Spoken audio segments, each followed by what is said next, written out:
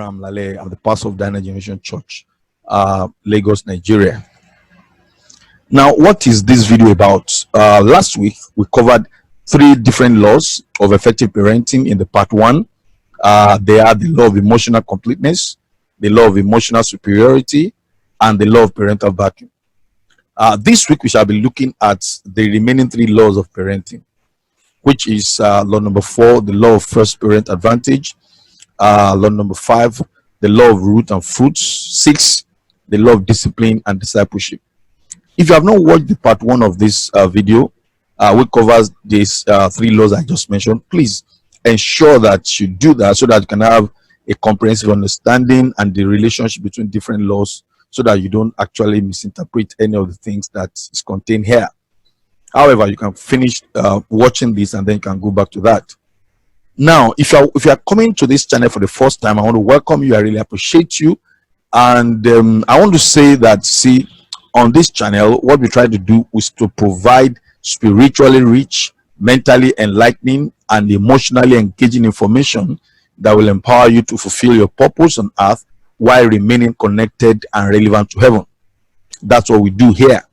Now, to ensure that you never miss out on any of our valuable videos, I want to encourage you to subscribe to our channel by clicking the subscribe button in the YouTube panel below, right down below.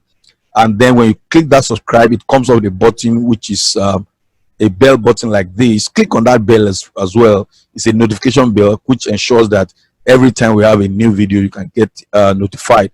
So when you do that, we'll be able to supply you with consistent, rich information that God has made available to the ministry.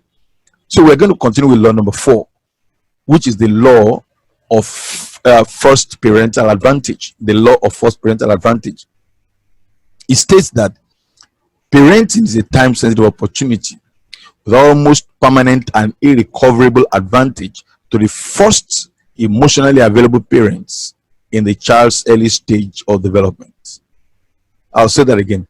Parenting is a time-sensitive opportunity with almost permanent and irrecoverable advantage to the first emotionally available parent in the child's early stage of development. What do you mean by that?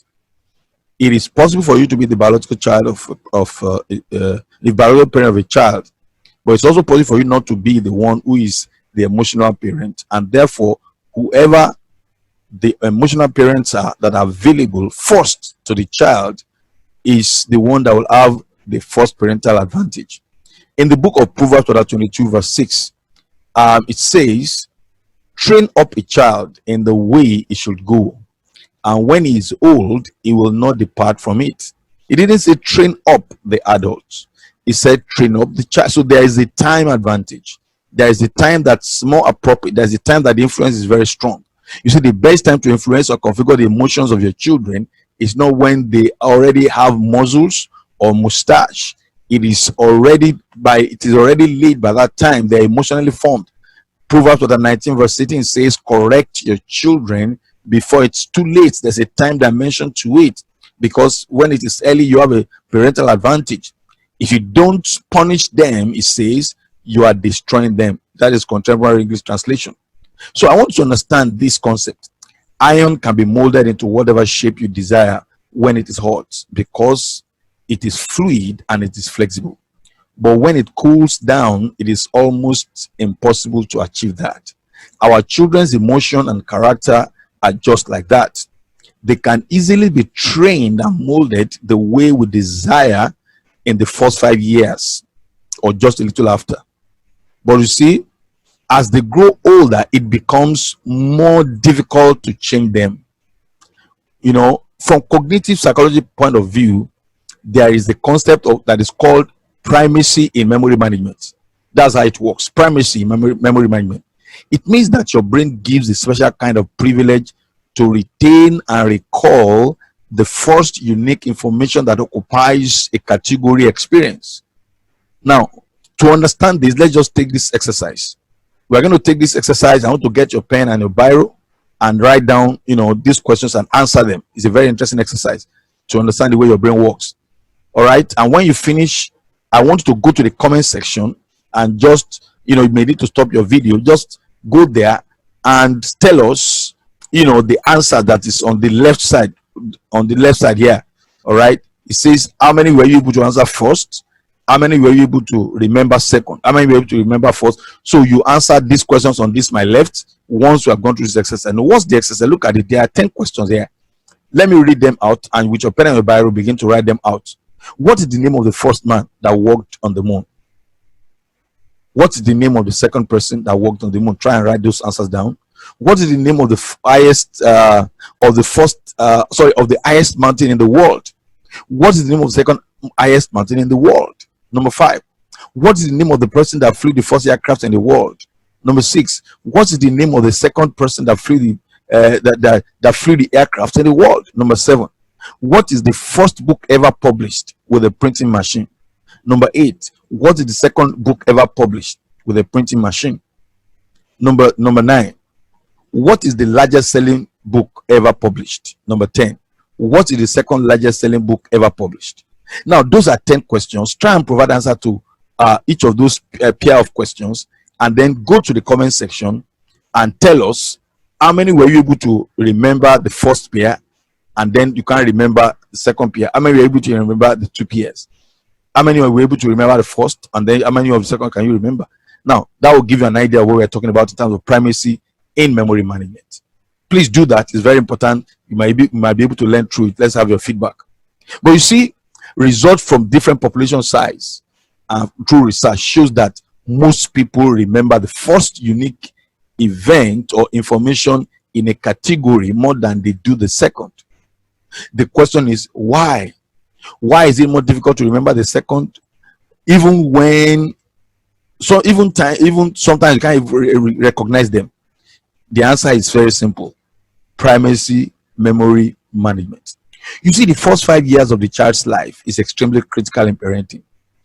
That is why that is when they are developing their own primary template for life and behavior. Whichever parent are more physically and emotionally available at that time have more advantage to influence their character and destiny more than others that appear or become available in the later years. This is the psychological concept that affects what is called unedited parental programming. For example, what we are saying is this: under the concept of psychodynamic variables in psychology, they discover that in the early days of a child's growth, the child gets information from the environment that's closest to him or her, and because a part of his mind, or a part of his mind called the gatekeeper, is not yet developed. That is the ability to distinguish good from evil, the ability to reason and to reflect and to reject. So the parent's behavior, and when they say the parent, they are talking about the emotional parents available. Anything they do, they say, goes into the mind of the child unedited, and they stay there, so that even the child may not be able to understand them yet, but later on, when the faculty for understanding comes, the information will come up and take over the faculties. So because it has entered at a time that the child was vulnerable, it's called the parental advantage. That's what Jesus Christ was trying to describe in the book of John chapter 10 verse 3 to 4, when he says that, it says the doorkeeper opens to him and the shepherd hear his voice. He was talking about shepherd and the sheep. He says the doorkeeper opens to him, and he called that's the word gatekeeper again there. He says the sheep hears his voice, and he calls his own sheep by name and leads them out. Verse 4. And when he puts forth his own sheep, he goes before him, and the sheep follow him. They know his voice. Now, there's a very interesting thing here. The word that Jesus called the doorkeeper is what the psychologists call the gatekeeper when they are dealing with the relationship between the conscious and the subconscious mind. Quite interesting. You see, the same terminology, very close. He calls it the doorkeeper there, but in psychology, between the subconscious and the conscious mind, there is an intermediary. There is a thoroughfare called the gatekeeper. The function of the gatekeeper is to guard, the subconscious part of the human mind that is responsible for what we call autonomic habits or behavior. things that are not directly under the conscious of, the central nervous system. They are the uncontrolled human behavior. Now, the fact that they are uncontrolled does not mean they're not important. For example, the autonomic nervous system, which is the same place where you have your subconscious, is what controls the beating of your heart, is what controls the function of your kidney, is what controls all the very important vital organ functions. The way God designed it, nature designed it in such a way that they don't report to your consciousness. Because, for example, if you need to go to the toilet, that's coming from a central nervous system. You have to say, I want to go to the toilet. Then your brain will supply you with the map of the toilet. You release energy into your leg, and then you walk to the toilet. But you see, your autonomous nervous system is not under the control of the nervous system. For example, the beating of your heart. For if you wake up in the morning and you need to tell your heart to begin to beat, what happens if you forget? Now, because of how critical it is, and the system doesn't want to forget, and they just die just like that, the system is designed in such a way that those things take care of themselves automatically. Your brain is working automatically. Your heart, your kidneys, vital organs, they are operating under a different system, which is the same thing that controls them. What controls your subconscious things like habits? You understand? Something like somebody says, well, I make a resolution, I'm not going to take coke again. And then you just go to the next bus stop, or you see him taking coke. You see, he has decided from a conscious mind, the central nervous system, I don't want to take coke. It's logically sound, but that's conscious will. But the subconscious will says, no, you are not a man that doesn't take coke. You are a coke man. Go, so take coke. You see, anytime there's a conflict between the conscious will and subconscious will, your behavior will take instruction from the subconscious will. All right, so that's what we're talking about. So you see, any instruction or belief that passes through the gatekeeper and enters the subconscious mind of the child forms a bedrock or foundation for his decisions and behavior throughout life. So you need to understand them, therefore, that it is usually difficult to dislodge and substitute this primary information because they are controlled, they control and influence their adult behavior even without their conscious consent or awareness. Just like your heart doesn't take your conscious, your conscious whatever, just like the coke habit can override your conscious decision. So that's what I'm trying to explain. So it means that, you see, the gatekeeper of the children, when they are young, between age 0 to 5, they are relatively weak between birth and 5 years. And at this stage, children can be quickly indoctrinated. They are just like the liquid iron. When it is hot, you can mold them into anything. All right, they can be indoctrinated and influenced either positively or negatively, because they have not developed a strong gatekeeper or reasoning capacity to personally evaluate or decide whether something is wrong or right. Okay, so this is the implication then. John chapter 10 verse 5 now says, it says, speaking about the mind, says, and they will not follow the stranger. Talking about the sheep now, but will flee from the stranger, for they do not know the voice of the stranger. So you see, this is the way the human mind also works, the way the mind of the child works. The concept of stranger that just talking about here means a stranger is a person with the potential to be the shepherd of a sheep, but who is neither known or trusted by the sheep yet. It's not necessarily a bad person. So a parent, a biological parent, can be a stranger to the child until the child gets to know his voice, to be able to trust that person. So you see, it's possible for the child not to trust the physical father until after a while, when the child is used to him. That was talking about. So that's the stranger. So there's nothing wrong being a stranger, but see, there is already now what we call a perceived stranger. Now, a perceived stranger, as far as the mental mind of the child is concerned, is a legal, natural, or authorized shepherd who is either not known or trusted by the sheep.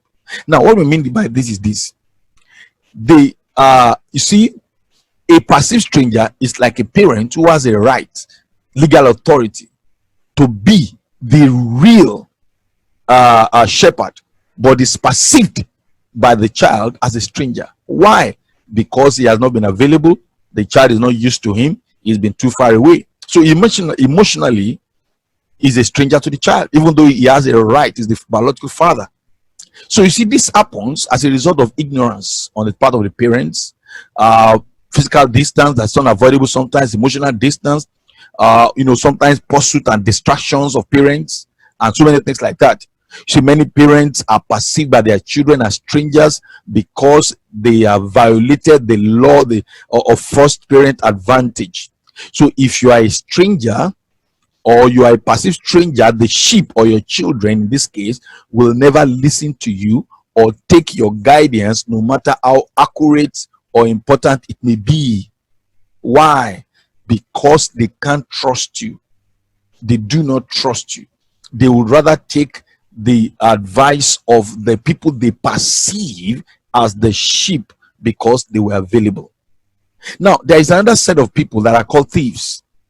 Now, you see, the thieves are people who neither have legal, natural, nor approved right to be a shepherd of the sheep, or to be emotional parents to your children, but they personally take on the responsibility of shepherding people to achieve their ulterior motives. I mean, their motives and goals many times are not according to God's motives, neither is it even according to the parents' motive. They just have something to achieve. For example, many Facebook, Instagram, television models or stars may fall into this category. I'm not trying to put on anybody, but many times the people are just there and they are pushing out information. They may not be right, they may be right, but as long as the children do not have parents that are available enough to give them substitute information first, the children takes those information from the thief and they perceive them as their shepherd and they give it priority, and that will be the first thing that they gauge their life with. And that's where the danger is. You see, there is no point struggling about these things. The questions are, who does your children trust the most? Who have they come to believe that gives them accurate information in the past? Who have been available for them when they needed to share their deepest thoughts and concerns? You see, the law of first parental advantage is extremely important because the consequences of the emotions and character of children later in life is almost irreversible when it goes wrong. Now, you see, when I was very young, as a young parent, I told myself, my children must hear the truth from me first. I must be the first person that have that primary advantage over their emotion and their life. And I believe that this is quite important. Once again, let me have your feedback in the comment section on how this law can help you in your parenting responsibilities. What can we help you with? What do you think about this? I need to just go to the comment section. It's quite we want this thing to be quite engaging, and we want it to be very, very practical. So we want to really get feedbacks. Now, law number 5, which is the law of roots and fruits. The law of roots and fruits.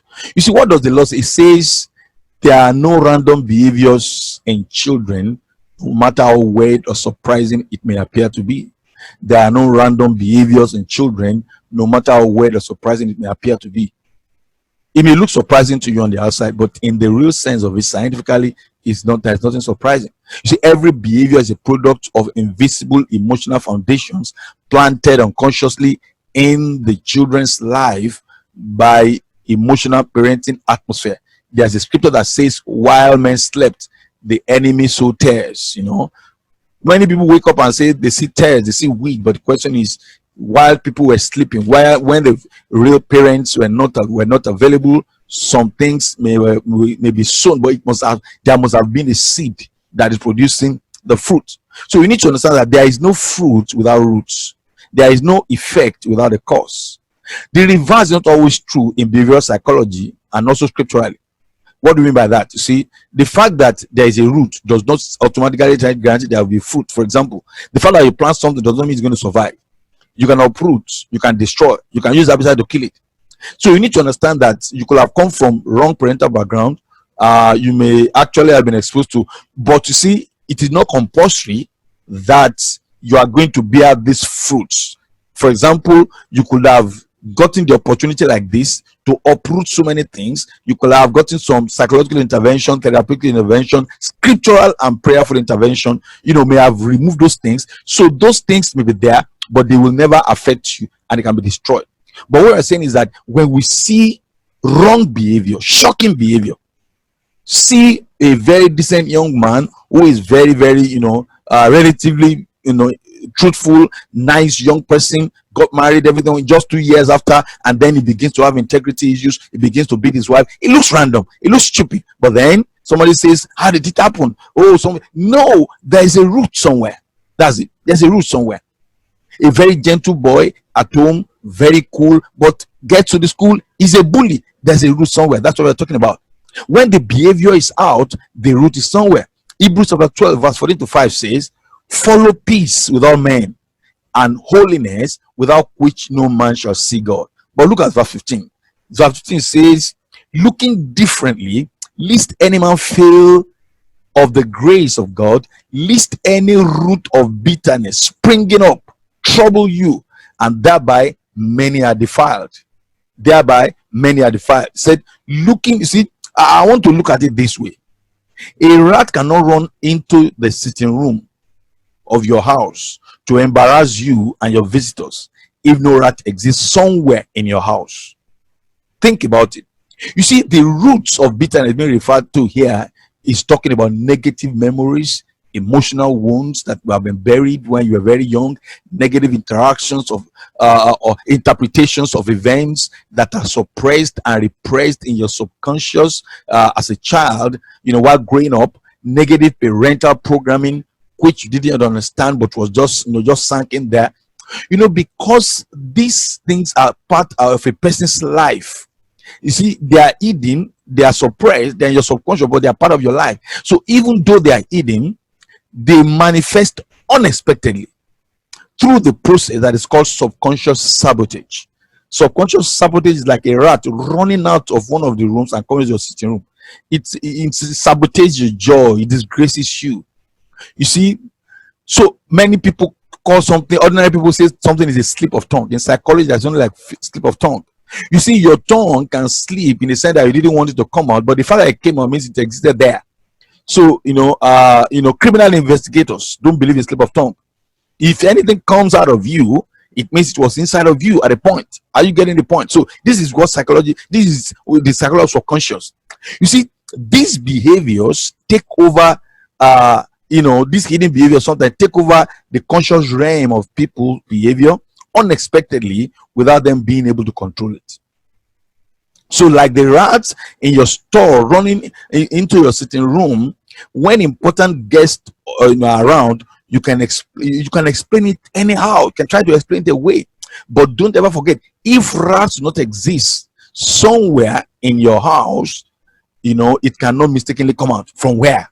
So you need to understand that if the roots of negative behavior is not in people, the behavior will never surface once in a while. So when your children have demonstrated bullying, don't try to explain it away. Try and settle down to ask yourself, so where is this coming from? Especially if there is nothing that is currently happening that looks like you'll encourage it. It could have been somewhere. But you see, if you are very careful, you can get the right intervention and they can get these things out and they can deal with it. But it's obvious there's a root. You see, many children, and adults' behavior in schools, church, at work, in marriage can be understood by applying the principles of roots and fruits. And this includes many complex deliverance and marital issues. Things that people go for deliverance over and over and doesn't seem to work. There is the concept of roots and fruits.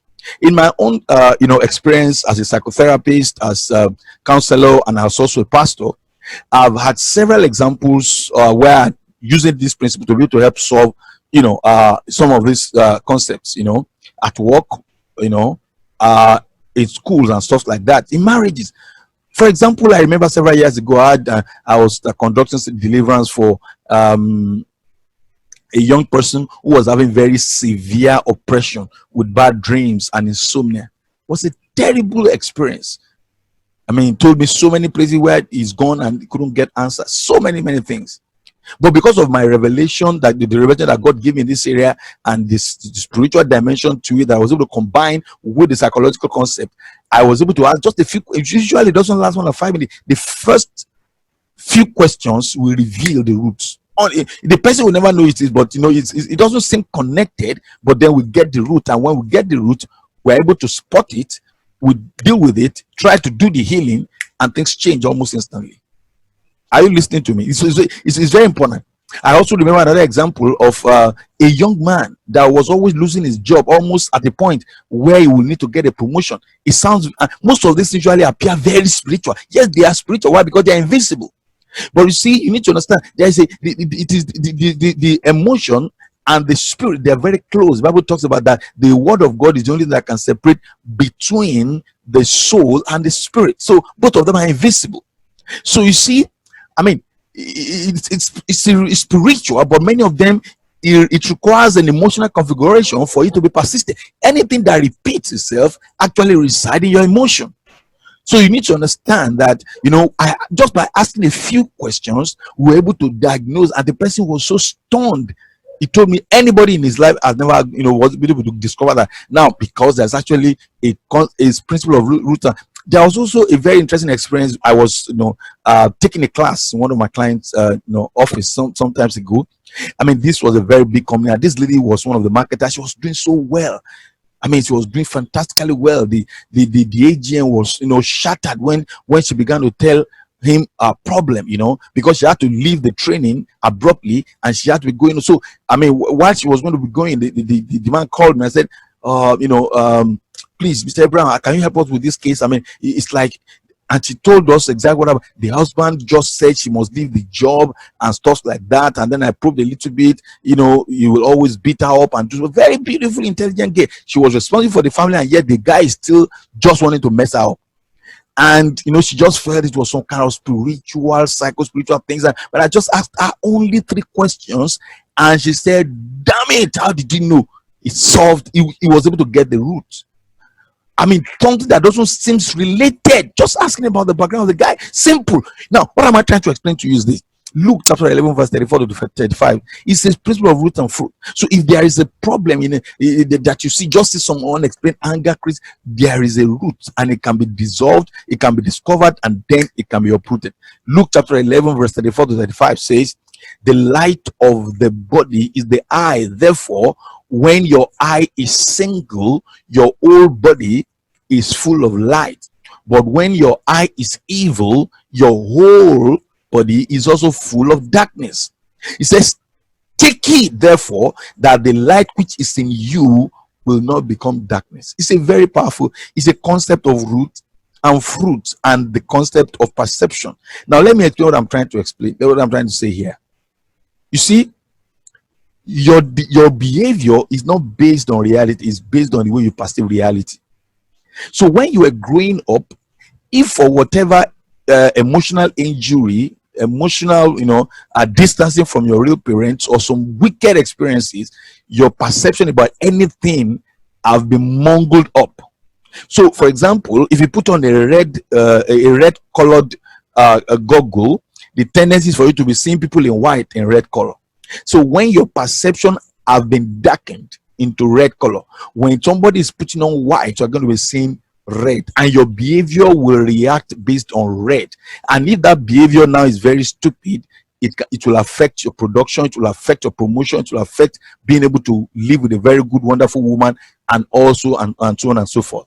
All right, so you need to understand that. You see, for example, if this particular lady that I was talking about, the guy just believes that a woman who walks is going to go into adultery, and then he's going to really, and I mean, so it was always, and then we discovered by basic questions what happened was that when he was very young, his mother left him as a baby, left him, and ran away with another man or something, maybe through work and everything.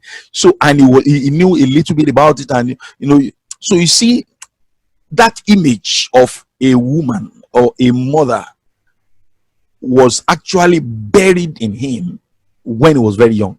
But by the time he grew up and then now comes to meet another woman who is important to him.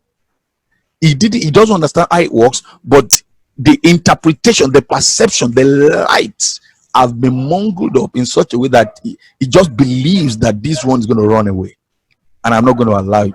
And that's where the aggression is coming. So you see, what I'm trying to explain here is this: parenting.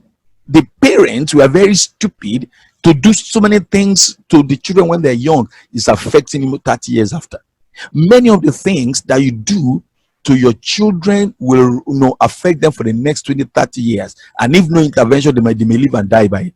But by the grace of God, that will not be your portion, and that's why it's possible to have an intervention.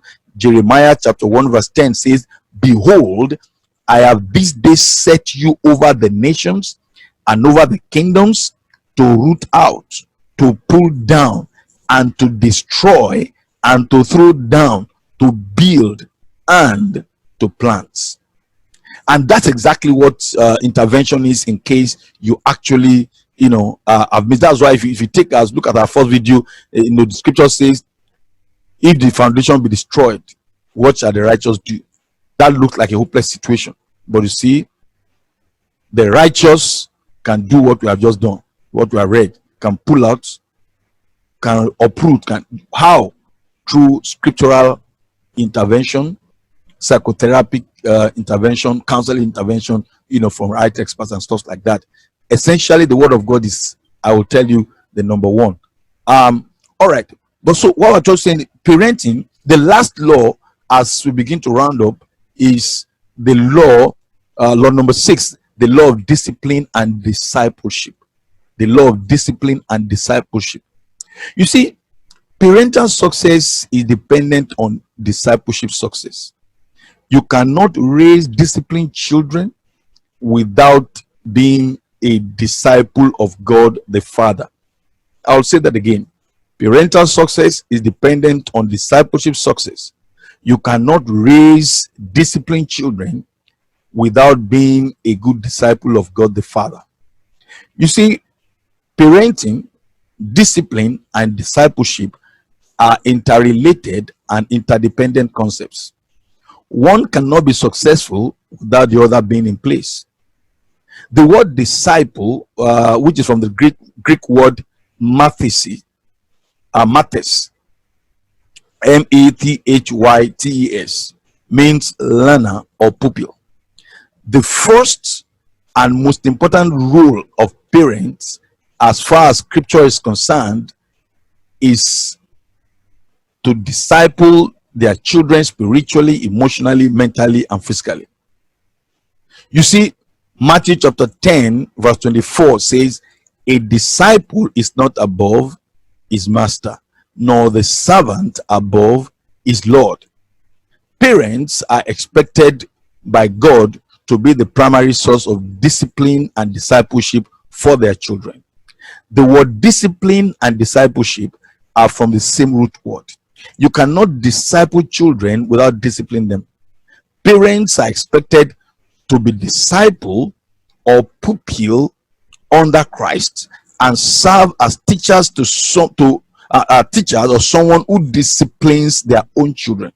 So when parents are not submitted to God, then they are disqualified from being effective teachers or model to their children.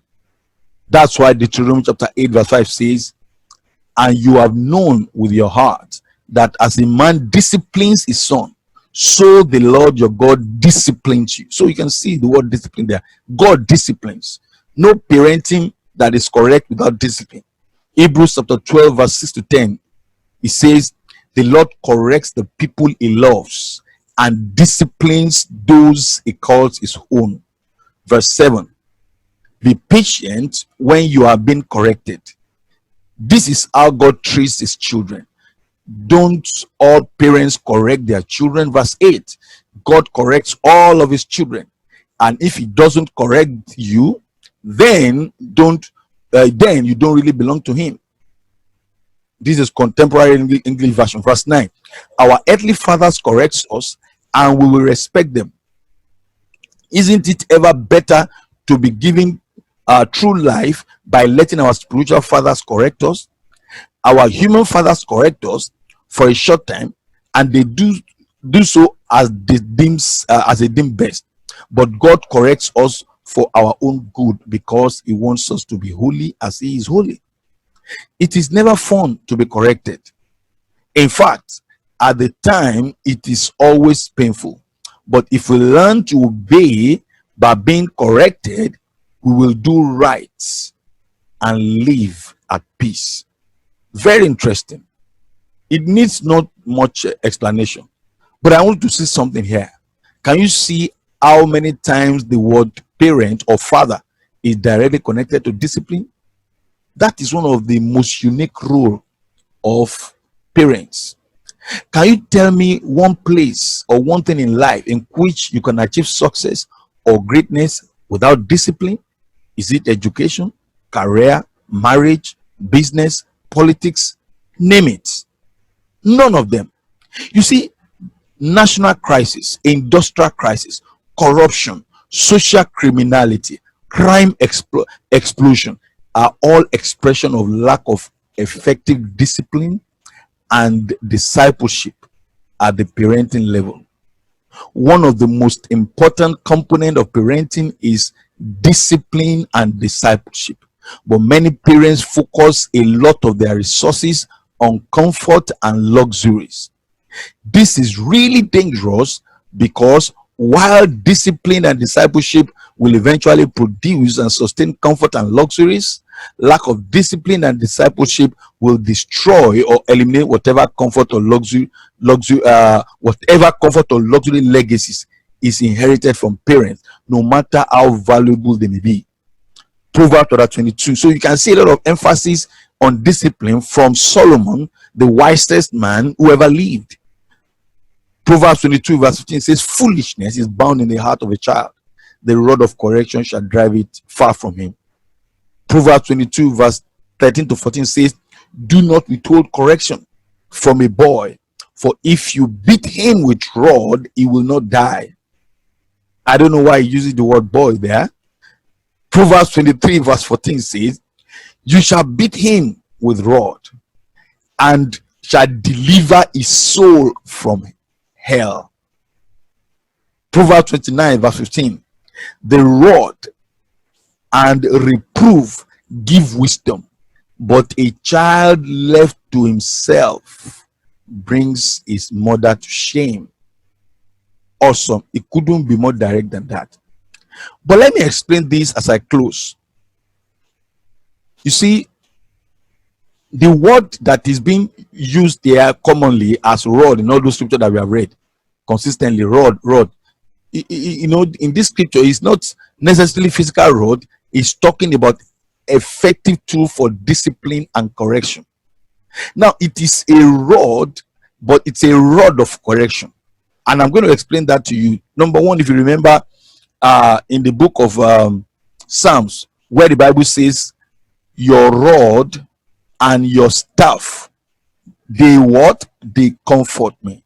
So you see, it's not just talking about physical rod for the sheep, but for him, they are mental rod, they are instruction, they are correction. It's talking about your instruction, your correction, your guidance. They comfort me, they direct me. So you see, he's talking about effective tools of correction. Don't forget that the Bible is written in the context of culture, age of development, and educational exposure of the people at that time. So you need to understand that the rod is just talking about effective tool for discipline and correction, because many people will argue with you and make a lot of noise about that, but that's just the truth. All right, and I'll give you an example to be able to let you understand what I'm talking about with my own life example. You see, I was largely raised on physical rod and corporal punishment by my mother. That's because, well, she was not that much educated. Number two, she was a product of the industrial age, which is essentially command and control. And I was also a relatively stubborn child, you know. I need to agree to that. All right. So, but you see, the physical rod and corporal punishment was effective for me. First and foremost, the woman had 4 boys to deal with, and the husband was not available. He was far away in the north. and then he has 4 boys and 2 and 2 ladies. So she needed to take on some male attributes, which one of which is very tough, you know. So you see, but for me, the physical rod was effective because I turned out, and most of my siblings turned out successful, while a lot of our colleagues whose parents spared the rod that we lived together in the same neighborhood became embarrassing failures. However, let me just balance it with this. I raised my children largely of mental and emotional rods of correction.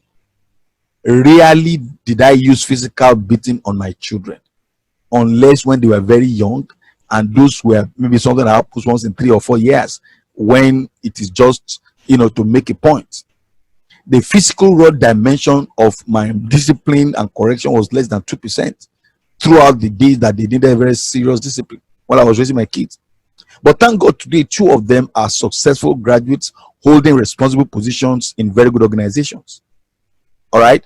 So what I'm trying to explain is this: even though physical rod was not that much part of the real component was emotional rod, correction, love and instruction and follow-up and relationship, and so many things that a kind of connectivity that they don't want broken. So the issue is not so much about the kind of rod as it is about ensuring that you discipline and disciple your children, because many people are going to make a lot of arguments about that. I don't care which rod you want to use. You may not use rod at all. You may not even make sure that if they are not disciplined, you are putting them in a dangerous disadvantage in the future, and God is going to ask you.